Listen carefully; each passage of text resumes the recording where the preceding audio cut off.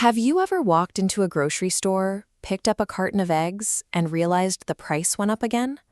When prices just keep climbing up and up, your paycheck doesn't go as far. That silent drain on your wallet is inflation.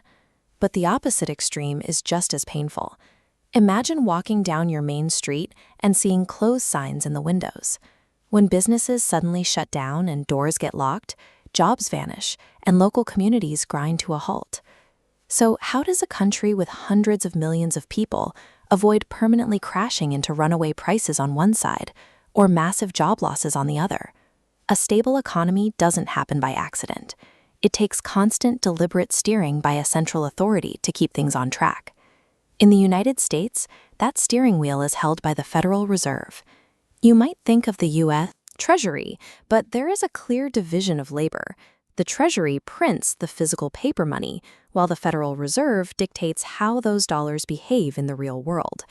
Congress gave the Fed a very specific job, known as the dual mandate. The dual mandate is a legal directive that requires the Fed to do two things at once: maximize the number of people who have jobs and keep the prices of everyday goods stable. Balancing those two opposing forces is the entire reason the Federal Reserve exists. They watch the road and adjust the controls, so the rest of us can safely go about our lives. Think of the economy as a vehicle cruising a highway flanked by two ditches. Drift too far left, you hit the inflation ditch. The economy runs too hot and prices spiral. Overcorrect right, you crash into the unemployment ditch. The engine stalls and jobs vanish. To keep the car centered, the Fed doesn't pass laws to freeze prices, and they don't force companies to hire people. Instead, they use a single mechanical tool: the target interest rate. The target interest rate is the baseline cost for banks to borrow money. By moving this one number up or down, the Fed operates the gas and brake pedals for a multi-trillion-dollar machine. Let's say the economy is sluggish and drifting toward that unemployment ditch. The Fed needs to speed things up, so they press the gas pedal by aggressively lowering the target interest rate. When the Fed lowers its rate, it instantly becomes cheaper for your local banks to borrow large amounts of cash. Banks pass those savings to you. Suddenly, mortgage rates drop and auto loans get cheaper. People finance new homes and buy new cars. This diagram shows how that single low rate cascades down through the system. Businesses use cheap loans to build factories, open new stores, and hire more workers to meet growing consumer demand. By making money cheap to borrow, the Fed intentionally floods the system with cash. The engine revs up, growth accelerates, and the economy pulls itself out of the stall. But if you press the gas pedal for too long, you hit a tipping point. People buy things faster than businesses can supply them, driving prices straight up.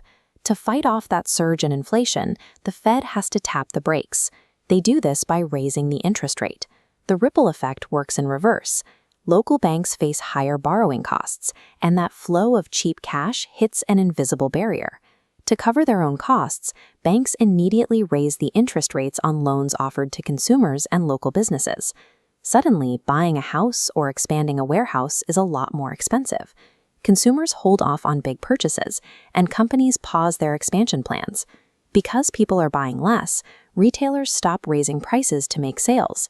Raising rates deliberately starves the economy of easy cash. It slows down activity just enough to let the engine cool off, keeping the vehicle safely on the road. All of this might sound like a purely automatic machine, but there are actual people sitting in the driver's seat making these calls. The lead driver is the chair of the Federal Reserve. They serve as the institution's public face, making the ultimate call on adjusting those pedals. They don't drive alone. The Fed relies on the Federal Open Market Committee, or FOMC. The FOMC is a group of central bank officials who constantly monitor global economic data, like employment reports and consumer prices, to decide exactly when to press the gas or tap the brakes. A small committee meets in a room, looks at the data, and decides to adjust a single baseline percentage rate. By moving that one number, they alter the financial reality of every citizen. Once you know how the pedals work, the financial headlines on the evening news start to make a lot more sense. When a reporter announces that the Fed is raising rates, you don't need a degree in economics to understand what's happening. You know the central bank is simply tapping the brakes to keep prices from spiraling out of control. The world of central banking can seem intimidating, full of complex charts and heavy jargon. But beneath all that math, it is really just a delicate, ongoing act of driving the economy safely down the road.